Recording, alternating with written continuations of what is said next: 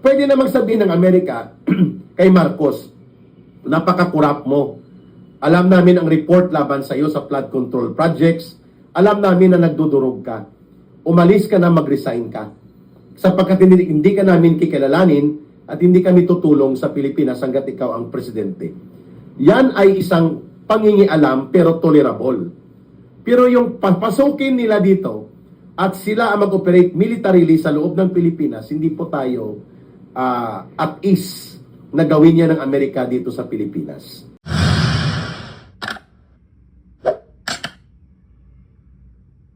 Bagamat tayo ay malayang bansa din, although marami ang nagtatanong, talaga ba malaya tayo kay Eric? Pinapakialaman ng Amerika ang military natin. Nandito ang kanilang mga CIA or Central Intelligence Operatives. Ang ating mga patakaran sa gobyerno ay dinidiktahan pa rin nila. Kaya nga hindi sila nakaporma kay former President Rodrigo Duterte. Pero be it as it may, hindi po tayo under sa Amerika. Kagaya sa Venezuela at iba pang mga bansa, kinoconsider po natin or kinoconsider tayo sa United Nations bilang sovereign nation. Isang bansa na may sariling kalayaan, may sariling gobyerno, at may sariling pamamaraan ng pag-iral ng ating lipunan. Ngayon ang tanong, kung may problema ba ang isang bansa sa pangloob sa kanyang gobyerno, ito ba ay batayang tama upang gawin ng Amerika na sila ay magkaroon ng authority na mangingialam, manghihimasok at gagamit ng puwersa militar para papuwersa at sa pilitan nilang tatanggalin ang isang leader ng isang bansa? Ang sagot ko po ay wala silang karapatan. At napakadelikado po yan. Sapagkat magbibigay po yan ng daan o magbibigay ng oportunidad sa iba pang mga bansa na makialam din sa mga usapin ng kanilang neighboring countries na pwede nilang gamitin ang justification na korap ang gobyerno dyan, involved yan sa droga, at sila po ay nangingialam sa negosyo ng illegal, kaya sasakupin namin at bibirahin ang gobyerno na yan. The way si Vladimir Putin ay kinukundina ng buong mundo, halos, kung bakit niya ginawa ng military attack o military action ang Ukraine. Dahil gusto lang Ukraine na magpailalim at sumama sa North Atlantic Treaty Organization. Magkatabing bansa sila. Dati silang bahagi ng USSR, ng Union of Soviet Socialist Republic. Pero naghiwalay na sila at nagkaroon sila ng sariling mga bansa at kinilala ito ng United Nations. Thus, Vladimir Putin also have the right to intervene militarily and make military actions to attack and launch calculated and calibrated war against Ukraine, bagamat may pagkatarantado itong si Zelensky, na barkada din ni Marcos, no? Adiktos din ito si Zelensky. Tinuturo din ito na involved sa cocaine addiction at nagdudroga din ang mga grupo ng kanyang gobyerno. Pero ang tanong, bakit kinokondina ng mga bansang malaya ang ginawa ni Vladimir Putin laban sa Ukraine? Magkapareho ding pangingialam ito. Ang justification ni Vladimir Putin at ng Russia na si Zelensky ay nagpapaalipin sa NATO at delikado sa interes ng Russia na sakupin ng NATO or North Atlantic Treaty Organization si Zelensky at ang Ukraine dahil lalagyan ng mga bomba at missile ng mga NATO countries like mga bansa ng Germany, bansa ng France, Britain at ng Amerika. Ang bansa ng Ukraine gagamitin nila as war depository ng kanilang war technology na napakalapit sa Russia. Kaya sinakop o inatake ni Zelensky at ni Vladimir Putin at ng Russia ang Ukraine. Ngayon ang tanong, bakit parang malamig ang ibang bansa, ang democratic o the so-called free world, na kondinahin ang pangingialam ng Amerika militarily sa pagsabi ng Amerika at ng Estados Unidos o ni Donald Trump na itong si Maduro at ang gobyerno niya ay nagdudurog, nagbebenta ng droga, smuggler at sindikato ng gobyerno. O di sinakop nila ang gobyerno, pinalitan ng presidente, hanggang ngayon wala pang malinaw kung ano ang pamamaraang pagpapatakbo upang mag-normalize ang demokratikong buhay at ang panibagong pamahalaan sa Venezuela. o bakit nag-aalangan ikungdina ng iba pang mga bansa ang nangyari sa Venezuela. Yun po, doon pa lang magtatanong na tayo. Ako ang posisyon ko dyan, very simple. Ano man po ang problema ng isang bansa na malaya at demokratiko ang kanyang lipunan at hindi po siya sakop ng isang bansa sa teritoryo, hindi po nararapat na mangialam ang sino man at anumang bansa sa anumang pangloob na usapin ng isang bansa. Bagamat alam natin po na nangyayari ang pangingialam sa pamamagitan ng mga defense and military agreements, sa economic and trade agreements, pero iba po ang nangyari dito sa Venezuela at sa Ukraine. Sa Ukraine talaga, direktang pinadalhan ng armadong puwersa at nagkaroon po ng digmaan at nilusob ng Russia ang Ukraine. Kaya nga sa loob ng halos 3 taon, mahigit kalahati sa mga lungsod at lugar ng Ukraine wasak. Magkaiba po yun. Bagamat may problema ang Russia sa gobyerno ng Ukraine, ang Amerika sa gobyerno ni Maduro sa Venezuela, hindi po batayan na papayagan po dapat natin na itolerate na kapag kurap ang gobyerno ay pwedeng sakupin ng dayuhan at banyagang mga pwersa ang isang bansa. Delikado po yun. Ako ayoko rin pong pumayag na ang manghimasok sa Pilipinas ay ang Amerika, na i-remove nila si Marcos, bagamat gusto natin na ma-remove si Marcos, and then ang magdidikta ng gobyerno dito at ng ating pamumuhay ang Amerika. Magbabalik po tayo sa atrasado na kalagayan na parang sinakop na rin tayo muli ng mga dayuhan at mga banyaga. At parang tinapakan po natin ang alaala at pinagsakripisyuhan ng buhay at dugo ng ating mga bayani para maging malayang bansa ang Pilipinas. Kaya nga natin tinatawag si Marcos Jr. na taksil at traidor.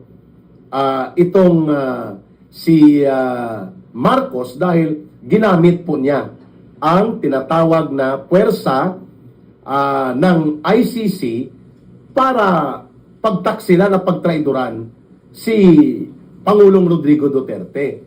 Dahil ang ICC ay walang otoridad sa Pilipinas na manghimasok at pakialaman ang mga maruruming laro ng politika ni Marcos Jr. lamang tanggalin si President Rodrigo Duterte. Kaya tayo tumututol at tumutuligsa dyan, mga kababayan. Kaya hindi po natin pinapayagan yan, Hindi sinakop, inaresto ang komunista narco-illegal. Milyon-milyon ang umalis sa Venezuela, tao mismo, humingi ng tulong sa Amerika, hindi legitimate si Maduro. Ayan ang pananaw mo, JRW. May pananaw ka, may pananaw ako. Pero sa pananaw ko, ang dapat lumutas ng sariling problema ng isang bansa, sila. Hindi po tama ang sinasabi mo na kapag may problema ang gobyerno, hihingi ka ng tulong sa banyagang bansa para sakupin sila. Whatever you say, panghihimasok militar po yon at hindi po narco issue ang issue sa Venezuela. Huwag kang maging naive, JRW Gaisin. Ang issue bakit sinakop ni Trump at pinakialaman ang Venezuela ay ang oil. Huwag kang maging makitig sa pananaw mo. Langis ang issue dyan. Kasi kung gusto ni Trump na tapusin ang narco trade sa loob ng Amerika, saraduhan niyang borders niya. Kaya niya namang gawin yun At durugin niya ang mga pwersa na pumapasok doon na magbebenta ng cocaine. O bakit siya mangingialam sa gobyerno ng may gobyerno? Ang punto ko sa iyo, JRW Gaisin, huwag tayong maniwala sa lahat ng sinasabi sa media na tama. Kung titingnan natin ang history sa Latin America, sa South America, gusto ng Estados Unidos na kontrolin ang kontinente ng Latin and South America sapagkat nandyan ang mga malalaking bansa, Brazil, Venezuela, Chile, Bolivia. Ang mga bansang ito ay mga malalaking market na alam ng Estados Unidos pumapasok dyan ang China bilang kakompetitor niya. At don't forget na ang Venezuela ay may pinakamalaking oil reserve. Mga kababayan, so gusto mo JR, ibig sabihin mo, sakupin din ng Amerika ang China dahil komunistang bansa nila. Sakupin niya rin ang Cuba at North Korea. Di World War III ang papatunguhan yan ng baluktot mong pananaw. JRW Gaisin. Kung ganun pala tayo lahat, nasa puwersa natin idadaan at patapang-tapangan at kung sino ang malakas ang military forces, magdidiktat, magtatakda siya kung anong gagawin niya, ay di, wala na pong kalayaan ng buong mundo. Ayan din pong gustong gawin ni Hitler. Di tama rin ang ginawa ni Hitler. Dahil sa tingin niya, abusado ang mga Hudyo. Sa pananaw ni Hitler at ng Nazi Germans at sa Nazi Party ni Hitler, ang mga Hudyo ay sinasakop nilang Europe at kinokontrol ng mga Jews ang negosyo. Kaya pinagpapatay niya ang 6 na milyon na Hudyo. So sa tingin mo, tama yung ginawa na yon ni Hitler? Kaya nagkaroon po tayo ng World War II na mahigit 20 milyon ang namatay sa buong mundo, mga kababayan. Hindi po tama yan na ang isang bansa na malaya, na may problema, ang gagawin mo pang himasukan mo dahil malakas ka, may military force ka. And besides, walang naniniwala na cocaine ang issue dito. Ang issue dyan, oil. Bagamat ang Estados Unidos may malaking oil reserve sa Alaska, may mga magagandang oil resources sila sa Texas, pero gusto niya kontrolin ang South and Latin American area. Yung South American continent na ito, na nasa bakura niya rin. At gusto niya ito maging merkado. Kukontrolin niya ito sapagkat nagbubuo na ng BRICS.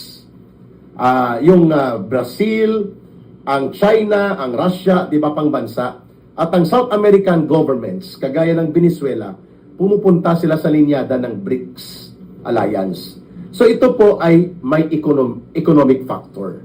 Ekonomiya po ito, mga kababayan. All wars and military interventions, nanggagaling po yan sa interes pang ekonomiya. Hindi ko po sinasabi na itolerate natin ang isang baluktot na panggobyerno, itolerate natin ang korap na gobyerno, subalit hindi po ito rason o dahilan upang pumasok at mangialam militarily and direkta na gumawa ng isang military action na isubvert ang gobyernong umiiral sa isang bansa. Pero ang ibig ko pong sabihin diyan, taong bayan dapat po ang gumagalaw. So it's another thing na sinasabi natin na ang Venezuelan people ay nananawagan na isakupin sila ng Amerika. Hindi ko po masasagot yan dahil wala ako doon, wala tayo pareho doon lahat. Pero sa nakikita ko po, lahat ng ito may elemento ng propaganda.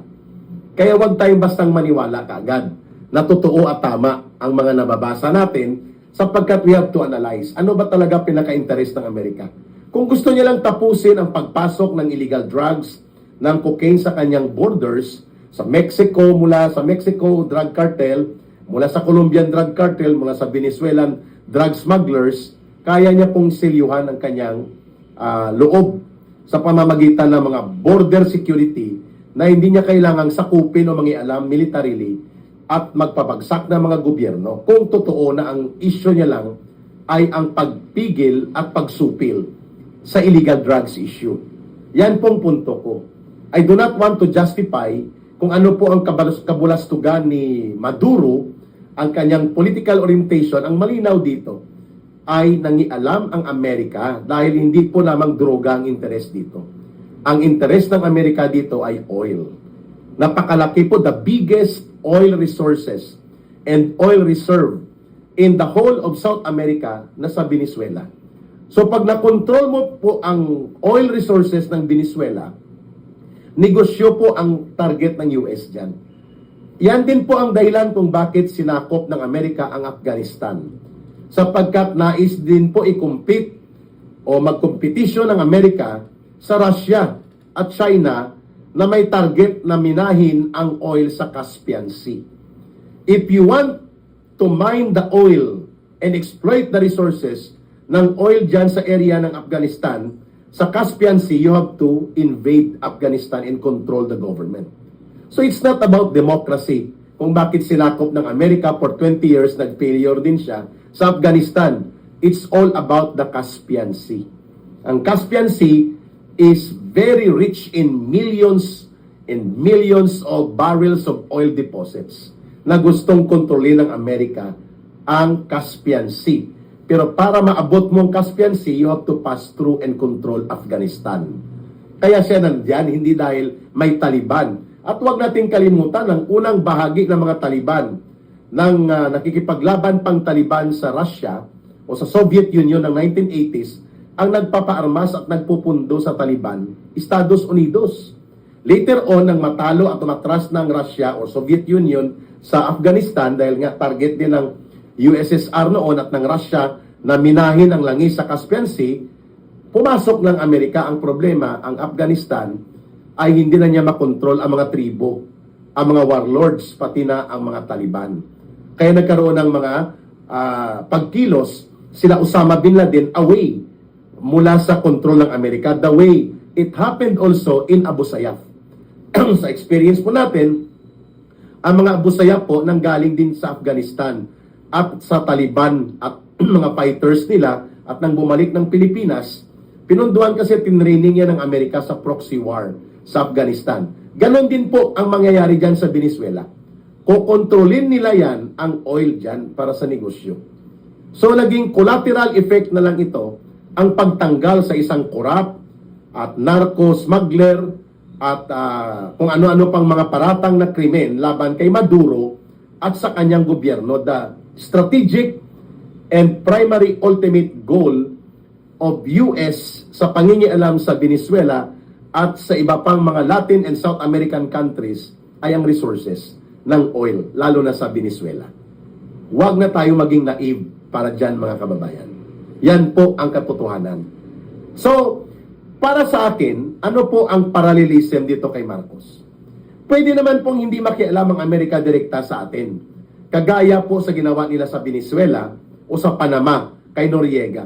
Pwede naman nilang sabihin, hindi namin kinikilala ang gobyerno ni Marcos Jr. dahil corrupt, addict pa. Kaya yan ay signal na sa Armed Forces of the Philippines at sa Philippine National Police at sa mamamayang Pilipino na itulak pa ng todo ang pagkilos ng mamamayan. Kagaya po ngayon, may mga pagkilos sa laban sa diktador ng Iran. Nag-warning na rin si Trump na kapag pinaputukan at pinatay ang mga nagrarally at nagwewelga sa Iran, mangingialam sila. Tatanggalin nila si Khamenei, yung leader ng Iran, yung cleric dictator ng Iran. Digmaan yan, sigurado yan, digmaan yan. Ayaw nating umantong tayo dyan sa atin sa bansa natin. No? Pwede namang sabihin ng Amerika kay Marcos, napaka-kurap mo. Alam namin ang report laban sa iyo sa flood control projects. Alam namin na nagdudurog ka. Umalis ka na, mag-resign ka. Sapagkat hindi ka namin kikilalanin at hindi kami tutulong sa Pilipinas hanggat ikaw ang presidente. Yan ay isang pangingialam pero tolerable. Pero yung papasukin nila dito at sila ang mag-operate militarily sa loob ng Pilipinas, hindi po tayo at ease na gawin niya ng Amerika dito sa Pilipinas. Sapagkat i-convert nila ang buong bansa bilang military base sa kanilang pagposisyon laban sa China. Hindi tayo pumapayag na ang ating buong bansa i-convert nila as military base. Halimbawa, nagkaroon din ng corruption sa Indonesia o mga issue ng flood control o issue ng katiwalian o droga. Ganon din ba ang gagawin ng Amerika? Sasakupin niya rin ang Indonesia and then palalayasin niya sa poder ang namumuno sa Indonesia o sino pang bansa? What will prevent and what will stop America from doing that? Hindi ba? What will prevent Vladimir Putin from doing that pag sinabi niya na ang Belarus at ang Georgia ay mga bansa na umaanib sa NATO, sasakupin ko at bibirahin ko rin. Hindi po maganda ang ganyan na ang lahat ng mga problema pangloob ng isang lipunang malaya na may demokratikong gobyerno, mananatili po tayo sa pamamaraan as if mga inutil ang mga Pilipino. As if mga inutil ang mga mamamayan ng bansang yan upang sila ay pumayag na sakupin, pakialaman at girahin o digmain sila at ang kanilang gobyerno ay pangingialaman at maglulunsad ng sariling puppet na gobyerno ng Amerika na magkokontrol ng buong buhay ng isang lipunan. That will happen sa Venezuela. It happened sa Iraq. Anong nangyari sa Iraq? Hindi na po nakabangon pa ang bansang Iraq. Lugmok na lugmok ito. Napakayaman din sa oil ang Iraq. Sinasabi nilang diktador si Saddam Hussein at sa loob po ng mahigit 10 taon na pinakialaman nila, direkta ng pinabagsak nila si Saddam Hussein, nalugmok palalo ang Iraq at dumami pa po ang labanan sa loob ng Iraq. Ganyan din ang nangyari sa Afghanistan. 20 years nilang sinakop yan at binuhusan ng billions of dollars, armas, bala, mga helicopter, mga pambomba, pondo, training, billions. Wala pa sa nikatiting na tinutulong nila sa Pilipinas. But ultimately, nag-pull out lang po ang Amerika sa Afghanistan. In Afghanistan, like Iraq, wasak pa rin po na bansa. Yan din po ang ginawa ng Amerika sa Panama. Nang sinakop nila ito, dahil komunista, nagtutulak ng droga at involved sa krimen si Noriega, na dati nilang kaalyado, anong nangyari sa Panama? Bumagsak po ang ekonomiya ng Panama. Hindi pa nakabangon. At yan din po ang mangyayari dyan, ang makikinabang dyan sa ginagawa ng Amerika, sila.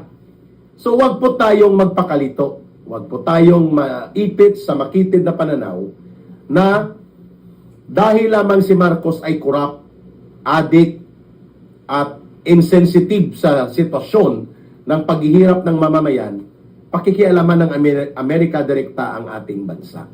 Ayaw nga nating pakialaman ng ICC na isang bogus entity na pinagtaksilan tayo ni Marcos ang kanyang ginawa na pagpapadukot kay Pangulong Duterte. Bakit dito papayagan natin na mangialam ang Estados Unidos direkta sa Pilipinas? Ang punto ko is very simple. We have to solve our problems, we have to stand as a people and as a country, and we have to find and redeem our country and redeem our people.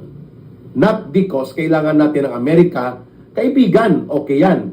Pero yung sila magtatakda, sinong papalit kay Marcos, anong gobyerno ang papalit, sinong interes ang mangingibabaw, papayag tayo na gawin tayong military base ang buong bansa sa kanyang mga rivalry at military and economic na pagkikipagkiskisan sa China, gagamitin tayo, napakadelikado po yan.